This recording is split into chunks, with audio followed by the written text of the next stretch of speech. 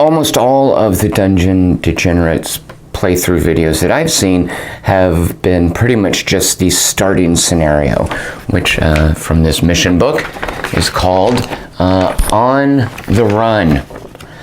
And I don't know about you guys, I'm kind of sick of On the Run. So we're going to start this campaign with just looting and plundering. Excuse me, pillaging. What's the difference between pillaging and plundering? Let's find out by playing Loot and Pillage. So Loot and Pillage begins, like On the Run, with your characters in the dungeon under Bruttelburg, the capital of the First Reich. I can't believe I know this lore, mainly from playing this game, solely from playing this game, but mainly from being fond of the artwork, and therefore reading the flavor text, which we might do some of today. So we still begin in the dungeon, but unlike On the Run, where we have been given charge, we've been told, hey, there's a magical talking head, go dig it up, and then you can do one of, I think, 3 things with the head that determines the campaign direction. We want no part of that silly talking head, so we're just going to beat up the jailer that would normally give us that quest, and that's how Loot and Pillage begins. So I will show you here. Here's the jailer. As I can infer from the tongs he's carrying, he seems to do more than just mind the jail. You can also see his ability is Pain, which I believe means if he wounds you, you have to make a Constitution check or you are stunned, which stunning in this game is pretty painful. So the jailer battle begins with no equipment. No starting equipment for any of the characters. So we're turning over our loot because we can't use it. And we will now get to experience the joys of unarmed combat. I should have introduced, we have here the fugitive fop. He? I think it's a woman. I think these are all women. She has a pistol knife and a furry familiar. The Void Witch, carrying a scroll of ancient gibberish and a sacrificial dagger, is got a great magic stat, but otherwise she seems like she's not very useful until void gates start opening, which ideally that won't happen. Our fishy confectioner is a merchant type. She begins with a scrog spike, which is good at fighting fish, I think. Is that? Yeah, it ignores fish armor.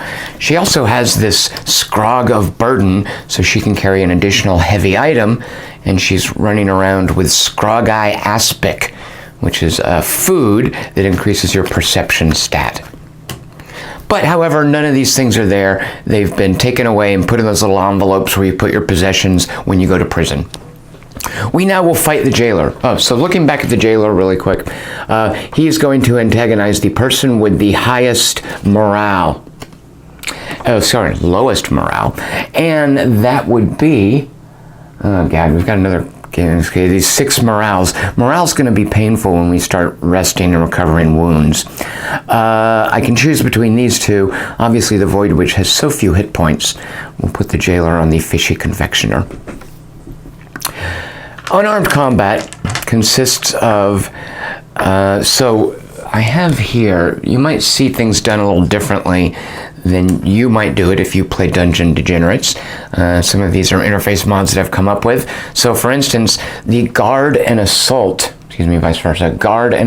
chips I'll also use to track who's taken a turn. So beginning, you go in order of perception. They're lined up this way. The Fugitive Fop and Void Witch are tied. Either of them can go first. Let's start with the Fugitive Fop. In assault stance, she will roll. In unarmed combat, uses agility or strength. She'll use her agility. In unarmed combat, your power die is halved.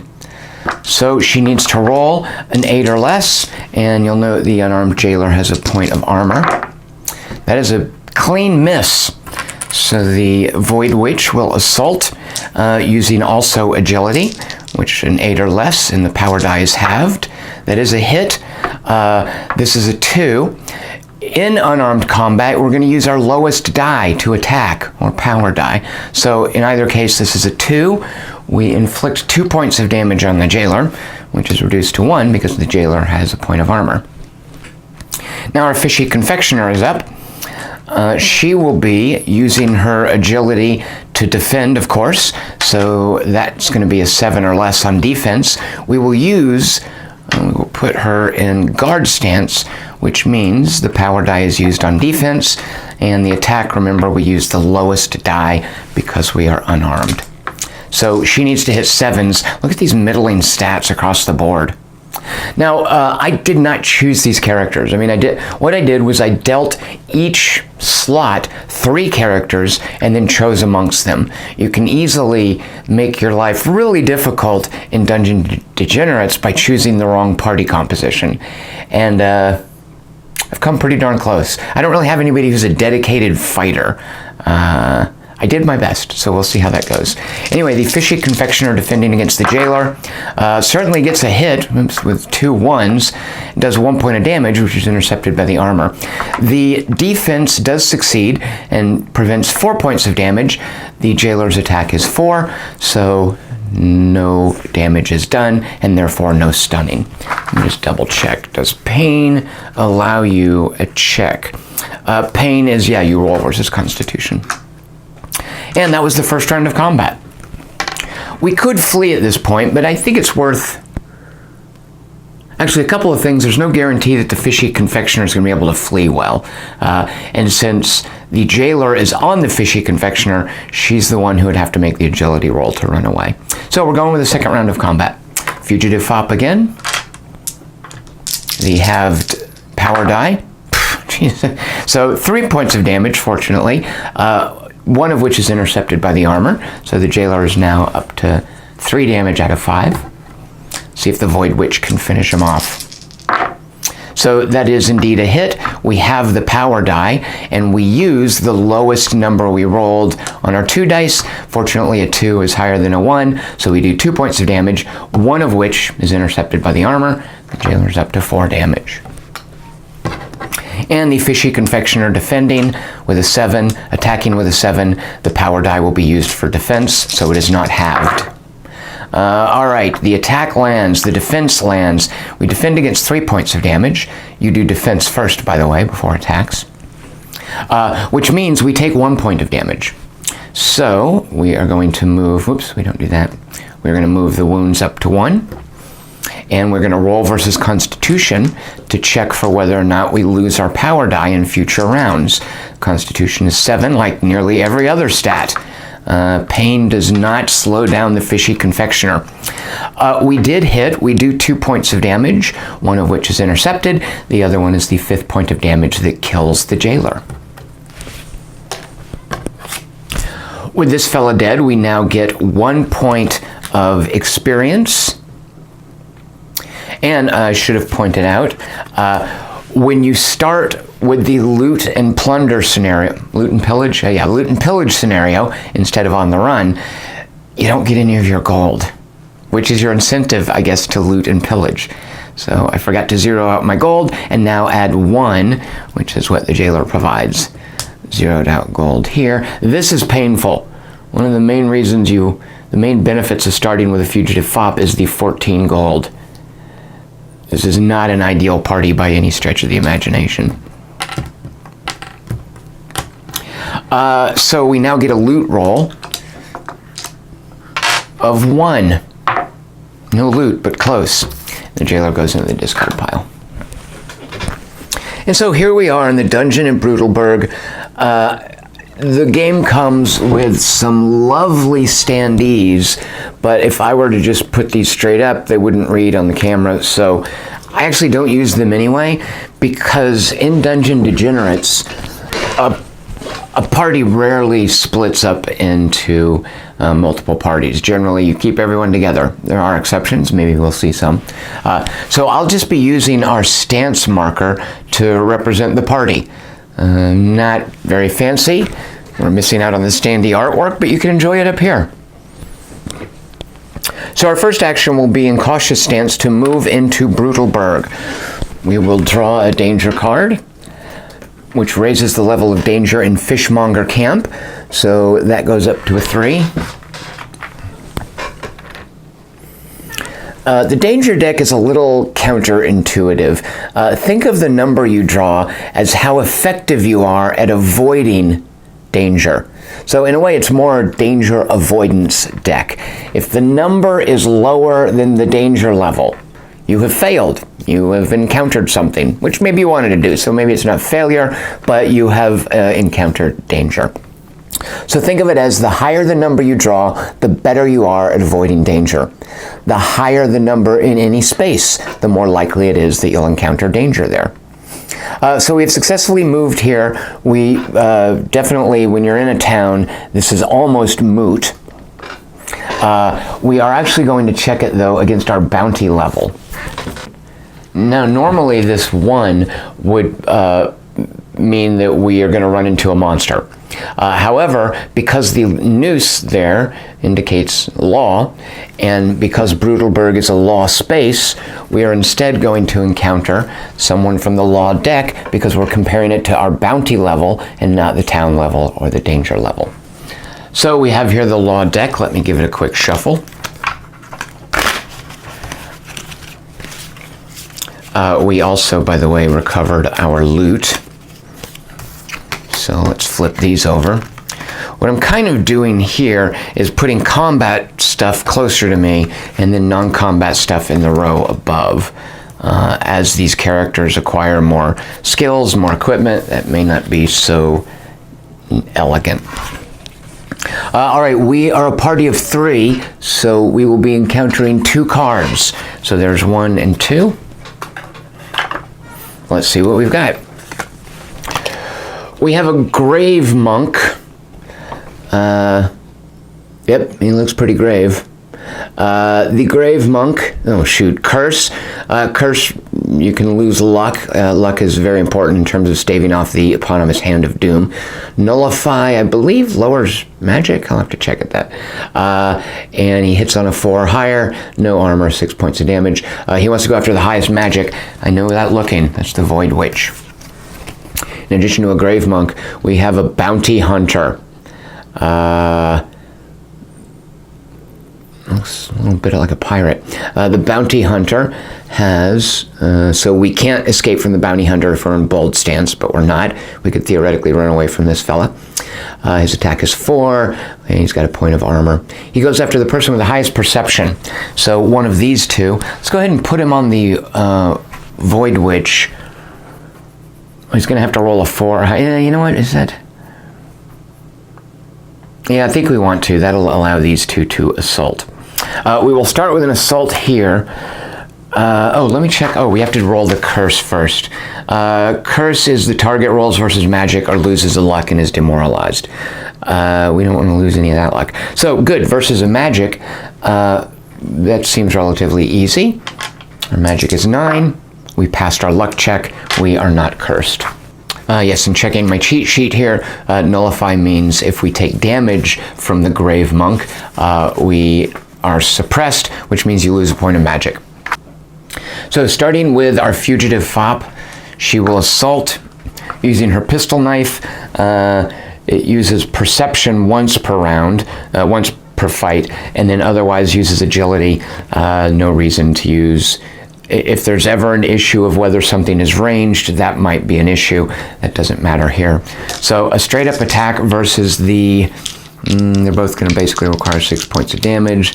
Let's take out, let's go for the grave monk first. Is there any reason I'm picking that? No, not really. All right, so an assault versus the grave monk using her agility.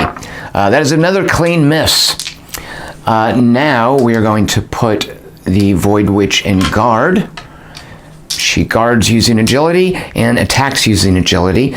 If she's a warlock, she is a warlock, so she can recover wounds when she kills a monster if she's in assault stance, which she's not right now because she's got a couple of jokers attacking her. So 4 points of incoming attack, rolling both attack and defense against agility of 8.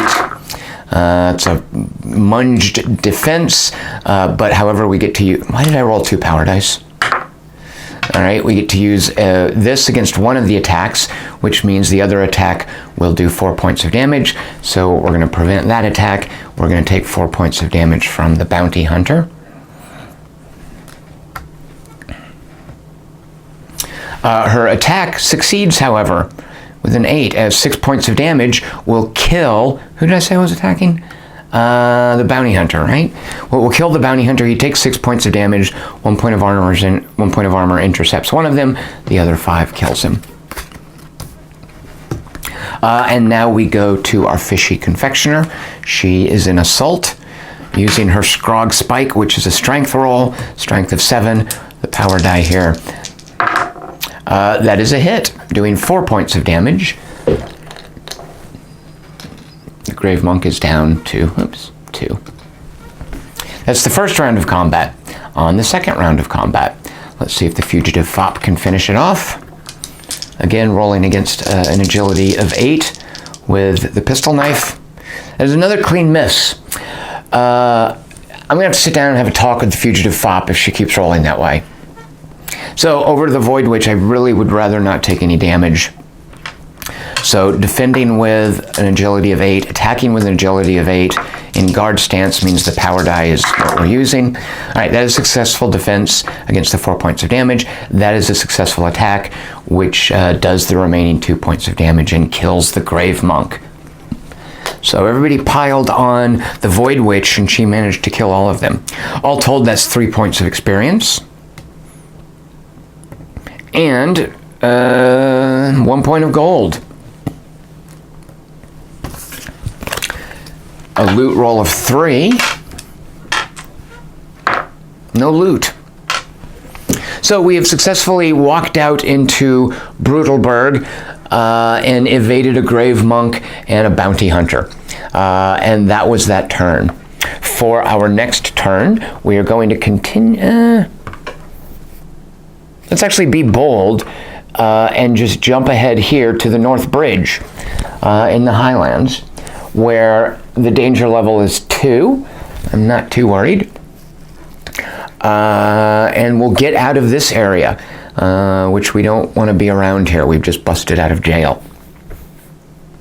So we've boldly moved. I will now draw my card. Wait, did I do that right? Yes. A 4, so considering that this is our danger avoidance ability, a 4 is higher than a 2. We don't encounter anything. I am now going to boldly move to the windmill. It is an interior location in the foothills. It uses the foothills danger level. Oh, by the way, I nearly forgot. Skull Bridge was danger level 4. It is now a danger level 5. And why is that? Fiends crawl forth from the unknown depths of the vast hellish chasm, spanned only by the ghoulish Skull Bridge. So our draw at the windmill in the foothills, we did well enough. So this is whether or not it is a, what is that? Awakened, right? No, explored. Whether or not it is not explored, so we would be checking against a 4, which is higher than a 2. Once again, we are fine. By the way, perhaps now I should mention what we're trying to do to beat the objective in loot and pillage, plunder. Let's call it loot. There are 4 keys icons. These are called clue icons.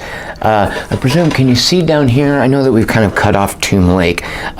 Tower Island, the Catacombs, the Watchtower, and the Bandit Camp all have potential treasures. And once we loot one of them, and I think repair to rest in a town, I'll have to double check that, we've beaten the mission objective. So here are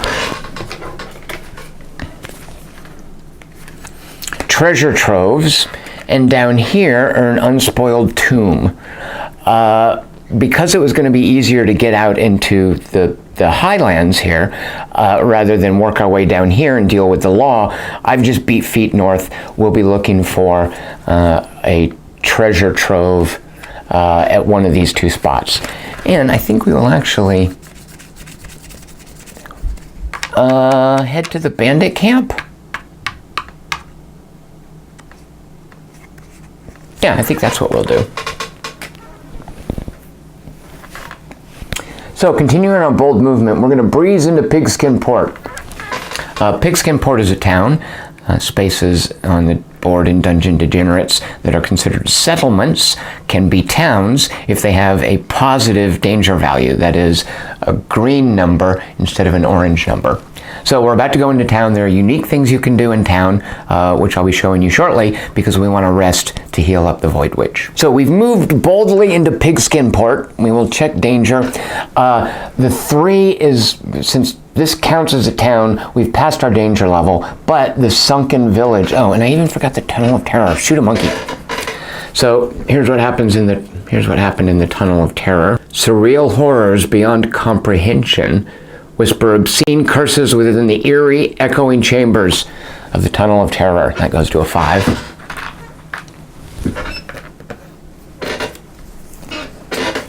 And we drew this, the Sunken Village, which is up here, also goes to a 5.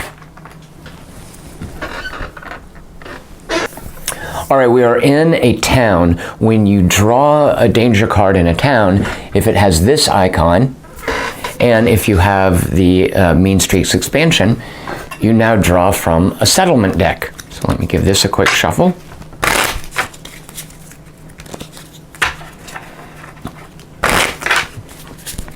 The cards for each territory, territory? I'm forgetting the terminology, but the cards for each colored area in Dungeon Degenerates just give you an encounter. You draw it, you have an encounter. With a settlement deck, you draw a card and check whether your settlement applies to some of the keywords that will be presented. If it doesn't, you draw a second card. If that one doesn't apply, you have no settlement encounter. So our first draw, breezing into Pigskin Port, is an Exorcist. This will only apply if we are in a law space, which Pigskin Port is not. It is, of course, a river port, it is a settlement, it is indoors. Because it has a positive danger level as a settlement, it's considered a town. So we are discarding this. We are drawing a second card to see if we have an encounter here. A dancing bear. We are in the Highlands, so it applies. And it is an encounter. It involves filth. The sound of laughter catches your ears and brings you to a courtyard where a trained bear capers for a crowd of delighted onlookers. We can approach it or ignore it. If we approach the bear, we do have a fishoid, we will fight. The bear will not respond very well to our fishy confectioner.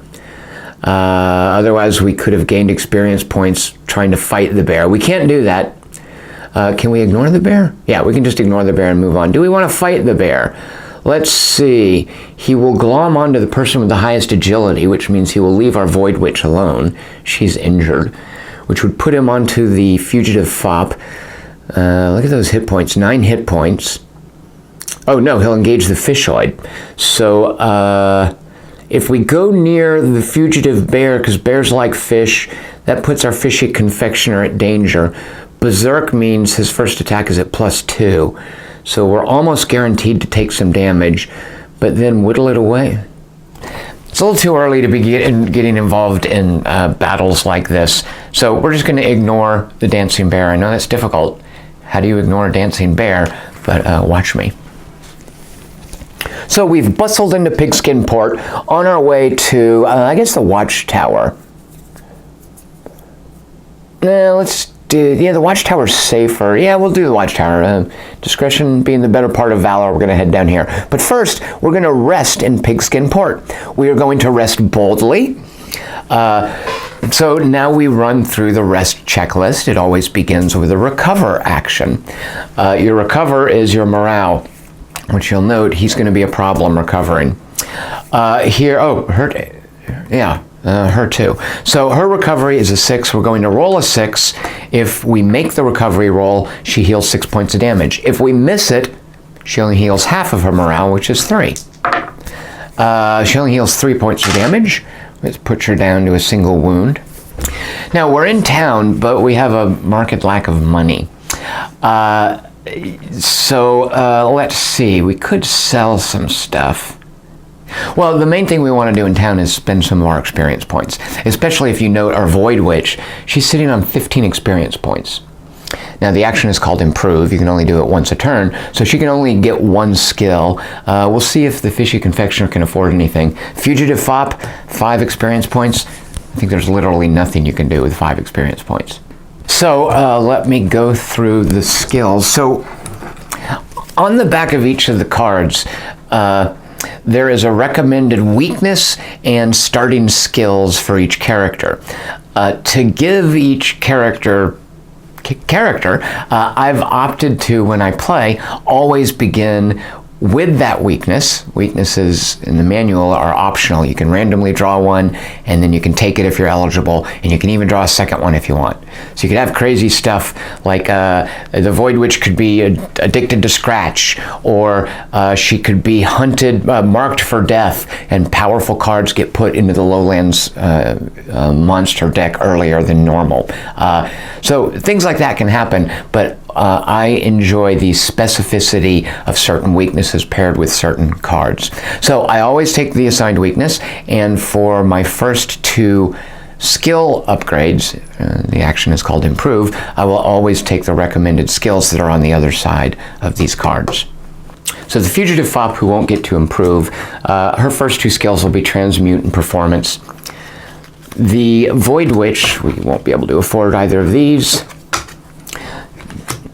The Void Witch can take Mystic Shield or Decay, and our Fishy Confectioner can take Looter or Gourmet, both of which she can afford, and of course both of these can be afforded. So obviously the Mystic Shield is going to cost 10 points of experience, which moves her down here, and it is a combat thing, so while she defends, she can stack up wound counters here that'll intercept damage.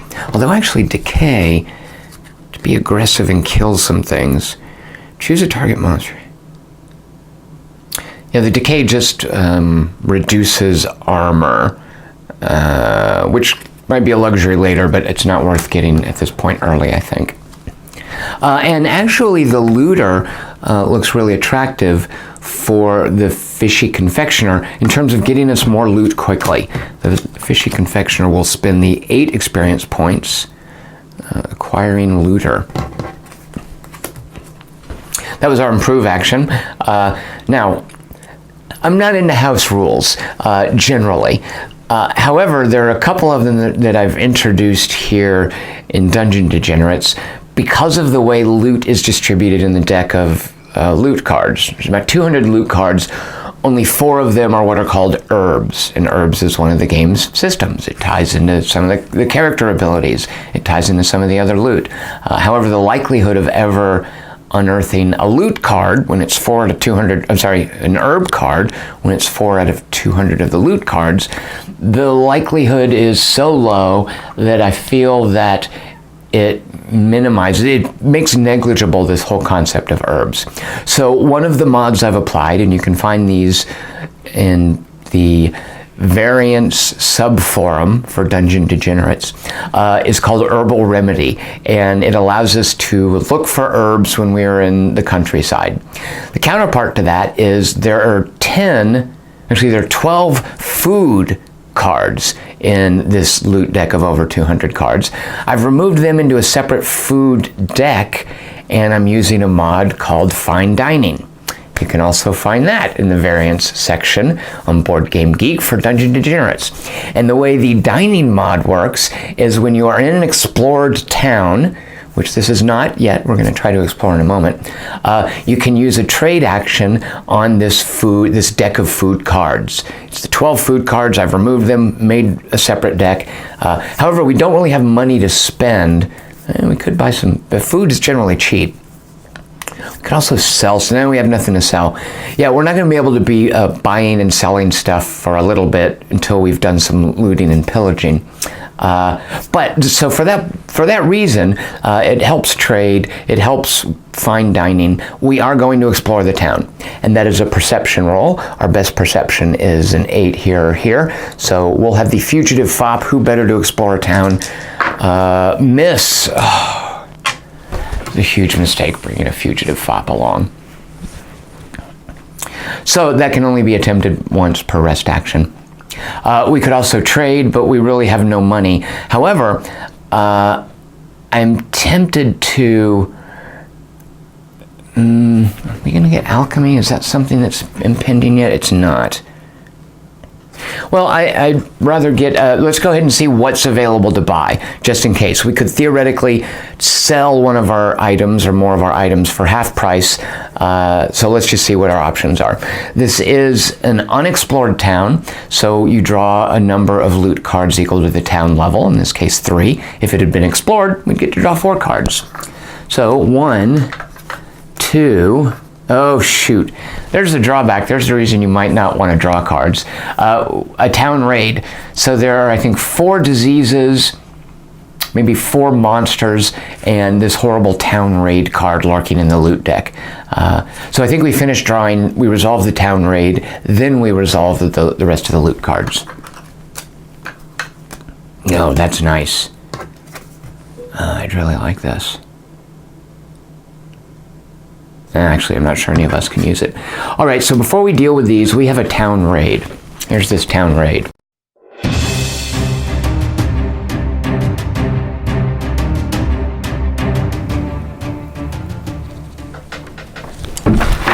Oh, shoot a monkey. Ugh.